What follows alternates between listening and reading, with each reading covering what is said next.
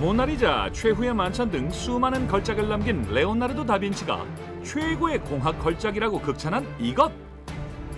내 몸을 지탱하는 힘.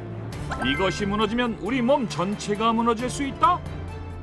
다리 건강하지 못하면 무릎, 고관절, 허리, 심하게는 어깨까지도 영향을 미칠 수가 있기 때문에 관상은 운명을 바꾸고 족상은 건강을 결정한다. 노안보다 무섭다는 노족. 여름철 발 관리 똑똑하게 하는 법 알아보자.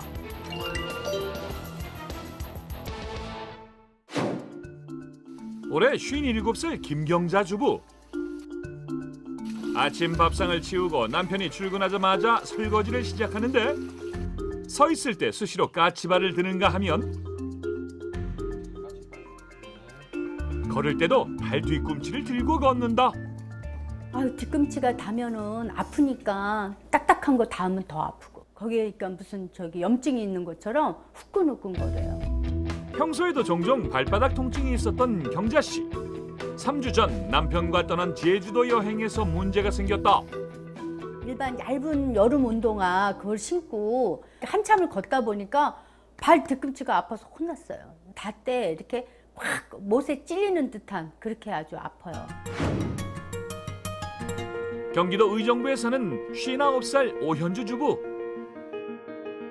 갱년기를 보내면서 현주 씨도 몸에 많은 변화가 찾아왔다. 몸을 조금만 움직여도 헉소리가 날 만큼 기력이 떨어진 건 물론 아 힘들어. 아휴. 너무 힘들어요. 청소하는 게 매일 하지도 못해요. 너무 힘이 들어서. 그리고 기력이 많이 떨어져요. 무릎 관절이 약해져 자리에서 일어나는 것도 쉽지가 않다. 게다가 요즘은 발가락까지 아파 걷는 것조차 힘들다는 현주 씨. 신발을 이렇게 걷는 스텝을 할 때 발가락이 아파요. 걷는 동작을 할 때. 발가락이 아픈 뒤론 패션은 남 얘기. 발이 편한 게 먼저다. 오늘도 현주 씨는 신발장 앞에서 깊은 고민에 빠졌다. 옷하고 매치해서 마음에 드는 신발을 신고 싶은데 항상 이 신도 불편하고 저 신발도 불편하고 하니까 각기 다른 발 통증을 호소하는 두 사람. 무엇이 문제인지 알아보기 위해 병원을 찾았다. 언제 제일 아프세요? 그냥 네. 아침에 일어나서 이제 이렇게 첫발 디딜 때 밤에는 발이 후끈후끈거리고 이렇게 아파서 이제 오름 찜질을 좀 하고 그러거든요. 발 뒤꿈치 통증을 호소하던 경자 씨의 경우 검사 결과 족저근막염을 진단받았는데 이미 그 족저근막을 구성하고 있는 콜라겐 성분이 변성이 좀 와 있어요. 족저근막의 족저는 발바닥, 근막은 근육을 둘러싼 막이라는 뜻으로 발 뒤꿈치 뼈에서 시작해서 발바닥 앞쪽으로 붙은 두껍고 강한 섬유띠를 말한다. 발바닥에 전해지는 충격을 스프링처럼 흡수하는 역할을 하는데 무리한 운동, 체중 증가 등으로 이 족저근막에 지속적으로 충격이 가해지면 염증이 생기고 이로 인해 발바닥과 뒤꿈치에 통증이 발생한다. 특히 40, 50대 중년에 접어들면 발바닥 지방층이 얇아지면서 충격 흡수가 제대로 되지 않기 때문에 족저근막염이 잘 생기게 된다. 콜라겐 성분이 많이 퇴축돼서 탄력성을 잃는 경우가 많고요. 이 외에도 석회성 변화나 염증성 변화를 동반하는 경우가 많기 때문에 반면 신발이 스치기만 해도 발가락이 아프다는 현주 씨는 검사 결과 무지외반증을 진단받았는데 엄지발가락이 휘어져 통증을 유발하는 질환이다. 신발 앞이 뾰족한 하이힐을 자주 신는 여성에게서 많이 나타나 일명 하이힐병으로 불리는 무지외반증 역시 중년 이후 여성에게서 많이 발생한다. 오른쪽은 맞는데 왼쪽에 볼이 너무 튀어나와서 신발을 맞춰서 신을 수가 없는 불편감이 상당히 심하실 겁니다. 발질환에 취약한 중년 여성은 물론 최근에는 남성들까지 발 통증을 호소하는 사례가 늘고 있어 발질환자는 해마다 증가하는 추세다. 그렇다면 이렇게 발질환자가 증가하는 이유는 무엇일까? 발바닥이 아픈 경자 씨와 발가락이 아픈 현주 씨, 통증 부위는 다르지만 원인은 한 가지다. 하이힐이나 좁은 구두 같은 것들을 많이 신어서 나타나기도 합니다. 원인은 바로 신발. 특히 여름 휴가를 보내고 나서 발통증 환자들이 증가하는데 바닥이 얇은 졸이나 굽 높은 샌들, 쿠션 없는 슬리퍼 등을 휴가철에 집중적으로 신는 데다 급작스럽게 활동을 많이 하다 보니 발에 무리가 가기 때문이라고. 이러한 샌들이나 얇은 단화의 경우에는 발바닥 쪽에 압력이 과하게 집중되어서 족저근막염 통증이 더 증가하는 경우가 많겠습니다. 올여름 신발 역시 슬리퍼 스타일의 슬링백, 블로퍼 등이 대세. 패셔니스타들의 필수품 샌들의 경우엔 발을 잡아주는 스트랩과 굽의 두께가 더욱 얇아진 것이 특징이다. 스트랩이 얇은 샌들이 트렌드인데요. 발목이 얇아 보이고 여성스러워 보이는 효과가 있어서. 그렇다면 사람들은 올여름 휴가지에서 어떤 신발을 신기 원하는지 다양한 사람들을 직접 만나 의견을 물어봤다. 여름에는 쪼리가 많이 사람들이 신고 다니기도 하고 샌들이 가장 가볍기도 하고 편하기도 하고 자주 애용하기도 해서. 이게 외지? 여름 휴가 생각하면은 뭔가 놀러 가고 이런 거니까 이쁜 신발 신는 게 좋다고 생각을 해서. 일명 조리와 슬리본, 웨지 힐, 젤리 슈즈, 샌드 중 사람들에게 가장 많은 선택을 받은 제품은 바로 조리. 신고 벗고도 좀 편하고 뭐 다시 발을 닦거나 하기에도 좀 수월한 편이니까 그래서 저는 쪼리를 선택했어요. 그렇다면 이 신발들이 우리 발에는 어떤 영향을 미치는지 족저압 검사를 통해 알아봤다. 족저압 검사란 발의 아치 상태는 물론 걸을 때 발바닥의 어느 부위에 압력이 가해지는지 알 수 있는 검사로 신발에 따라 발이 받는 압력을 확인할 수 있다. 먼저 슬리본의 경우 엄지발가락, 새끼발가락, 뒤꿈치에 체중이 안정적으로 분산되고 적절한 아치 형태를 유지했다. 반면 가장 많은 표를 받은 조리는 다양한 부위에 체중 분산 현상이 일어나고 발 아치 또한 과한 압력을 받아 소실된 형태.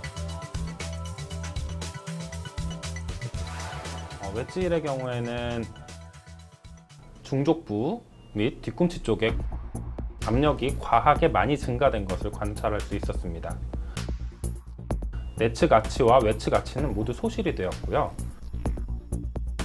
7cm 굽의 샌들의 경우 발 아치의 소실과 함께 뒤꿈치보다는 발 앞쪽으로 과도한 압력이 부하되는 것을 확인할 수 있었고 특히 새끼발가락이나 발의 외측으로는 체중 부하가 전혀 일어나지 않았고 엄지발가락 쪽으로 과도한 압력이 가해졌다. 만약 젤리 슈즈 굽이 없다면 어떨까? 이 역시 발 앞뒤로만 과도한 압력이 가해져 발 건강에는 안 좋은 영향을 미치는 걸 확인. 발의 특정 부위가 자꾸 압박되거나 혹은 변형된 상태로 지속되게 되어 발의 변형이나 통증, 질환 등을 유발할 수가 있는데요. 자기 발 사이즈에 맞는 신발을 신고 또한 한 가지 신발을 신지 않고 여러 신발을 돌려 신는 것이 중요하다고 할 수 있겠습니다.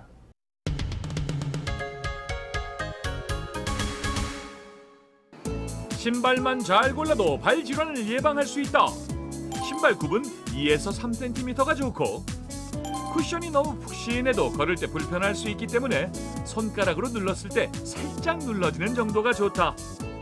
또 신발을 신었을 때 발가락 앞쪽으로 약 1cm 정도의 공간 여유가 필요하고 오전보다는 오후에 발 사이즈를 측정해서 신발을 고르는 것이 좋다.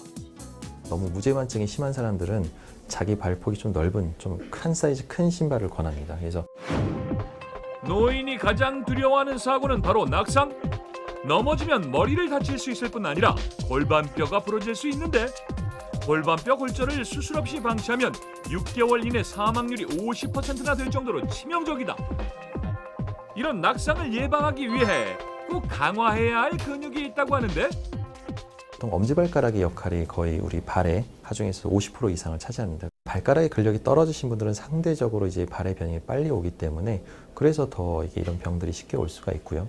하체 힘이 적더라도 발가락 근력이 강하면 넘어지는 순간 발가락에 힘이 들어가 빠르게 중심을 잡을 수 있기 때문 일본 간사이 대학에서 스스로 일상생활이 가능한 중노년층 194명을 대상으로 낙상 경험군, 낙상할 뻔한 경험이 있는 위기 경험군, 낙상 경험이 전혀 없는 비경험군으로 나눠 발가락 근력을 측정했더니 낙상 경험이 없는 비경험군의 발가락 근력이 평균 10.3kg으로 가장 강했고 낙상 경험군의 발가락 근력은 6.2kg으로 가장 약한 것으로 나타났다. 무지외 반증으로 발가락 근력까지 떨어졌다는 현주 씨. 실제로 발가락 근력을 측정해보니 5.5kg으로 건강한 사람의 평균보다 낮게 나왔다. 낙상을 예방하기 위해서는 하지 쪽의 근력들이 균형을 잘 잡아야 되거든요. 우리가 균형을 잡는 데 있어서 발가락이 상당히 하는 역할들이 중요하기 때문에 그렇거든요. 발가락 근력은 집에서도 간단히 테스트해 볼 수 있다. 발가락을 벌렸을 때 발가락 사이가 5mm 이상 벌어지면 근력이 양호한 편이라고. 집에서 쉽게 할 수 있는 그런 발가락 운동법을 제가 가르쳐 드리도록 하겠습니다. 첫 번째는 고무밴드를 활용하는 방법. 양쪽 엄지발가락에 고무밴드를 끼운 후 양쪽으로 당겨 10초간 유지해준다. 만약 집에 고무밴드가 없다면 수건을 활용해보자. 의자 앞에 수건을 펼쳐놓은 다음 발가락으로 수건을 움켜쥐어 조금씩 끌어당긴다. 발바닥에 있는 발바닥 내재근 강화 운동까지 같이 할 수 있는 그런 운동이고요. 발바닥이 자주 붓고 또 종아리가 자주 붓고 이런 분들 같은 경우에는 이 운동을 실시하게 되면은 많은 도움이 됩니다. 운동 효과를 높이고 싶다면 수건 끝에 아령이나 책 등 무게감 있는 물건을 올려주면 된다. 다음은 발가락 운동의 하이라이트. 발가락 가위바위보. 엄지발가락만 위로 들어 나머지 네 발가락과 분리시키는 것이 가위. 발가락 전체를 주먹 쥐듯 아래로 오므리는 것이 바위. 발가락 사이를 벌려 우산처럼 위로 펼치는 것이 보.